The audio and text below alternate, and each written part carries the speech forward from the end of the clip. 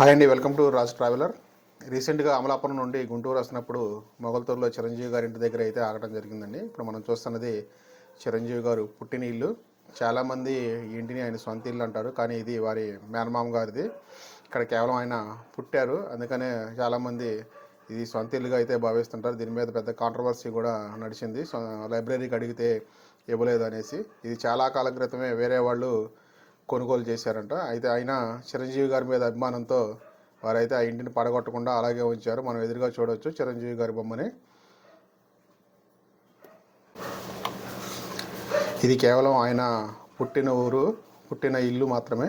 ఇదైతే ఆయన సొంత ప్రాపర్టీ కాదండి. ఇది అడిగితే గ్రంథాలయానికి ఇవ్వలేదనేసి చాలామంది అప్పట్లో రాజకీయంగా అనేక విమర్శలు అయితే చేయడం జరిగింది. ఆ కొనుక్కున్న వారికి చిరంజీవి గారు అంటే అమితమైన అభిమానంతో ఈ ఇంటిని అయితే పడేయకుండా అలాగే ఉంచారు. జనవరి నెలలో అనేక మంది ఈ చుట్టుపక్కల గోదావరి జిల్లాలకు వచ్చేవాళ్ళు అనేక మంది చిరంజీవి గారు ఇల్లు చూడటానికి అయితే వస్తూ ఉంటారనేసి వాళ్ళే చెప్పడం జరిగింది. చిరంజీవి గారి యంగేజ్లో ఉన్న ఫోటోలు అయితే మనం ఇక్కడ చూడవచ్చు. అలాగే చిరంజీవి గారు మొగల్తూరులో కట్టించినటువంటి గ్రంథాలయం కూడా అయితే మనం ఇక్కడైతే చూడవచ్చు.